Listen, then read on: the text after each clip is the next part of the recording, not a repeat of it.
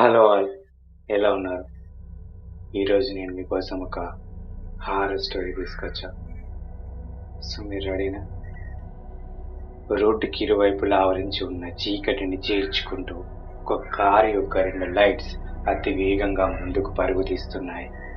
ఆ కారు వెళ్లే వేగానికి రోడ్డు పైన ఉన్న ఎండిన ఆకులు కొన్ని గాల్లో కిలుస్తుంటే ఇంకొన్ని ఆ కారు చక్రాల కింద పడి తునాతునకలవుతున్నాయి. కారులో వెంకటేష్ మరియు అతని భార్య సుమ నవ్వుతూ మాట్లాడుతున్నారు. వాళ్ళు ఇప్పుడే తమ బంధువుల ఇంటి నుండి ఒక పార్టీ ముగించుకొని రిటర్న్ అవుతున్నారు. కార్ స్టీరింగ్ ని తిప్పుతూ, పార్టీ చాలా బాగా జరిగింది కదా అన్నాడు వెంకటేష్. "హా, చాలా బాగా జరిగింది. అవును, రేపు మన ఇంట్లో ఉన్న మన యానివర్సరీ ఫంక్షన్కి అందరినీ పిలిచారు కదా, లేదా ఎవరినైనా మర్చిపోయారా అంటూ అతని వైపు చూస్తుంది సుమ. కొంచెం వేగం పెంచుతూ, అందరినీ పిలిచాను, ఎవరిని మర్చిపోలేదు అని బదులిస్తాడు అతను. అతని మాటలు పూర్తయిన వెంటనే నక్కల ఊలలు చెవున వినిపిస్తాయి. అది విన్న సుమ, ఏంటండి అవి అని కొంచెం భయంగా అంటుంది. ఇది ఫారెస్ట్ ఏరియా కదా, ఏదైనా అడవి జంతువుల అరపై ఉంటుంది. నువ్వేం కంగారు పడకు, ఇంకొంత దూరం అయితే ఈ అడవి అయిపోతుంది అని కొంచెం ధైర్యం చెప్పగానే ఆమెలోని కంగారు కొంత తగ్గిపోతుంది. మెల్లగా ఊపిరి పీల్చుకొని ముందుకు చూసిన సుమ బిగ్గరగా అరుస్తుంది. ఆ అరుపుతో ముందుకు చూసిన అతనికి భయంకరమైన నల్లటి ఆకారం కనిపించడంతో సడన్ బ్రేక్ వేస్తాడు. సుమ ఇంకా కళ్ళు మూసుకొని ఉంది. సడన్ బ్రేక్ వల్ల ఇద్దరు తమ సీట్ నుండి కొంచెం ముందుకు వచ్చారు.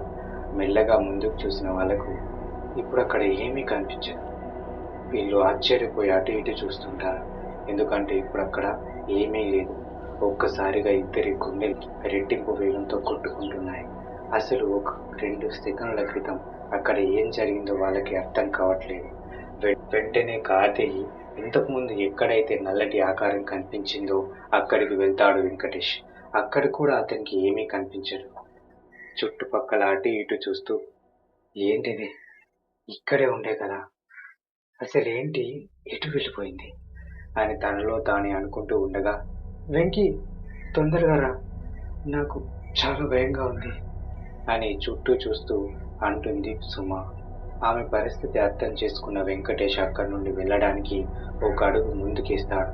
అంతే, ఇక అక్కడే ఆగిపోతాడు. ఎందుకంటే ఇప్పుడు తన కారు ముందు ఒక రక్తపు మడుగు ఉంది. దానిని చూస్తేనే అర్థమవుతుంది అది 10 నిమిషాల క్రితం ఏర్పడిందని. అతను దాన్ని తాకడానికి వెళ్తుంటే మళ్ళీ సుమ పిలుపు వినిపిస్తుంది. ఇక దాన్ని చూడడం ఆపేసి వేగంగా కారులోకి ఎక్కుతాడు అతను. కార్ స్టార్ట్ చేస్తూ, నువ్వేం భయపడకు, ఇంకో 10 మినిట్స్లో ఎడవి దాటేస్తాం అని చెప్పి పక్కనే ఉన్న వాటర్ బాటిల్ని ఆమెకి అందిస్తాడు వెంకటేష్. ఆమె ప్రశాంతంగా ఒకసారి ఊపిరి పీల్చుకొని నీళ్లు తాగి కన్నులు మూసుకుంటుంది. కారు తనదైన వేగంతో ముందుకు వెళ్తుంది.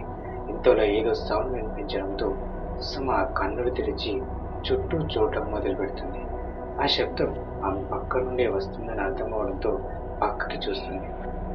ఆమె కార్ గ్లాస్ డోర్ నుండి బయటకు చూడగానే అక్కడ ఒక ముసలి వ్యక్తి, నన్ను కాపాడండి, ప్లీజ్ నన్ను కాపాడండి అని అరుస్తూ కనిపిస్తాడు.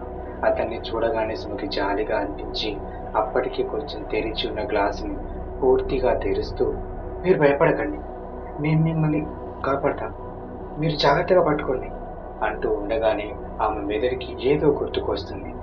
వెంటనే కార్ స్పీడోమీటర్ వైపు చూసిన ఆమె ఆశ్చర్యంతో 100 స్పీడ్ అంటూ ఆ ముసలి వ్యక్తి వైపు చూడగానే అప్పటికి అతని చెయ్యి కార్ లోపలికి వచ్చేస్తూ ఉంటుంది. ఆ ముసలి వ్యక్తి ఏ బండి పైన లేడు. మరి అలాంటప్పుడు అంత స్పీడ్గా వెళ్తున్న కార్ డోర్ని ఎలా కొడుతున్నాడో అర్థం కాక భయంతో చెమటలు పడతాయి ఆమెకి. కానీ వెంటనే తేరుకొని అతను ఇంత అరుస్తున్నా వినిపించుకోకుండా ఆ కార్ గ్లాసుని మూసేస్తూ ఉంటుంది. అతను ఇంకా పిలుస్తూ, ప్లీజ్ దయచేసి నన్ను లోపలికి రానివ్వండి ప్లీజ్ అంటూ ఆ కార్ డోర్కి చెయ్యిని అడ్డం పెట్టి ఆపడానికి ప్రయత్నిస్తుంటాడు. కానీ ఈమె అతని మాటలు వినకుండా అతను చేస్తున్న పనిని పట్టించుకోకుండా కార్ డోర్ని మూసేస్తుంది. ఇంతలో ఆ ముసలి వ్యక్తి గొంతు మారిపోతుంది. ఆపవే, ఆపో, ఎక్కడికి వెళ్తారో నన్ను వదిలిపెట్టి అని వికృతమైన గొంతుతో కోపంగా అంటూ ఉంటాడు. అది వినగానే ఆమెలోని భయం రెట్టింపు అవుతుంది. భయంలో కూడా ఉన్న ధైర్యాన్ని అంతా కూడగలుపుకొని కార్ డోర్ గ్లాస్ని పూర్తిగా మూసేస్తుంది. కానీ ఆ డోర్ మూసిన మరుక్షణం ఆ ముసలి వ్యక్తి చెయ్యి తెగిపోవడంతో వేగంగా చిమ్మిన రక్తం ఆమె ముఖాన్ని తడిపిస్తుంది. దాంతో బిగ్గరగా అరుస్తూ ఆమె తన కళ్ళ నుండి బయటకు వస్తుంది. ఆమె అరుపుతో వేగంగా వెళ్తున్న కారుని ఆపేస్తూ, ఏమైంది సుమా, ఏమైంది, ఆర్ యు ఓకే అంటూ ఆందోళనగా ఆమె చేతిని పట్టుకుంటాడు వెంకటేష్. ఇప్పుడు ఆమె చెమటలతో పూర్తిగా తడిసిపోయింది. వెంకటేష్ ఆమెను చాలాసేపు సముదాయించి ఆమె కొంచెం మామూలు స్థితికి రాగానే మళ్ళీ కార్ని స్టార్ట్ చేశాడు. వాళ్ళ కార్ అక్కడి నుండి స్టార్ట్ అయిన వెంటనే అక్కడి నుండి ఒక నల్లని ఆకారం గాల్లోకి లేస్తుంది. సరిగ్గా అర్ధగంట తర్వాత వాళ్ళు ఇంటికి చేరుకుంటారు. ఇంటికి చేరుకునేసరికి సుమ మనసు కొంచెం కుదుటపడుతుంది. కానీ ఇప్పటికీ ఆమెను అక్కడ వెంటాడుతూనే ఉంది. ఆమె కార్ దిగుతుండగా, నువ్వు వెళ్ళు, నేను కార్ షెడ్లో పార్క్ చేస్తాను అంటూ ముందుకు వెళ్తాడు వెంకటేష్. సుమ కారు నుండి దిగగానే వాళ్ళ గేట్ దగ్గర దాదాపు 5 అడుగుల ఒక పెద్ద వస్తువు ఏదో నిలబెట్టి ఉన్నట్టుగా కనిపిస్తుంది. అది పూర్తిగా ప్యాక్ చేసి ఉంది. ఇదేంటి అనుకుంటూ సుమ దాన్ని ముట్టుకొని తడిమి చూస్తుంది. ఎవరిక్కడ పెట్టుంటారు, అసలు దీని లోపల ఏముంది అనుకుంటూ పక్కింటి వాళ్ళని పిలుస్తుంది సుమ. ఆమె బయటకు రాగానే సుమ ఆ గిఫ్ట్ ప్యాక్ గురించి అడుగుతుంది. ఆమె జవాబిస్తూ, ఎవరో ఇద్దరు వచ్చి మీ యానివర్సరీ అని చెప్పి పెట్టి వెళ్ళిపోయారు, ఈ లెటర్ తీయమన్నారు మీకు అని పక్కింటి ఆవిడ సుమ చేతికి ఒక లెటర్ని ఇస్తుంది. దాన్ని తీసుకొని ఓపెన్ చేస్తూ ఉండగా వెంకటేష్ చేరుకుంటాడు అక్కడికి. సుమని చూస్తూ, హే సుమ, ఇదేంటి మన ఇంటి ముందు అని అడగగానే పక్కింటి ఆమె చెప్పిన విషయం చెప్తుంది సుమ.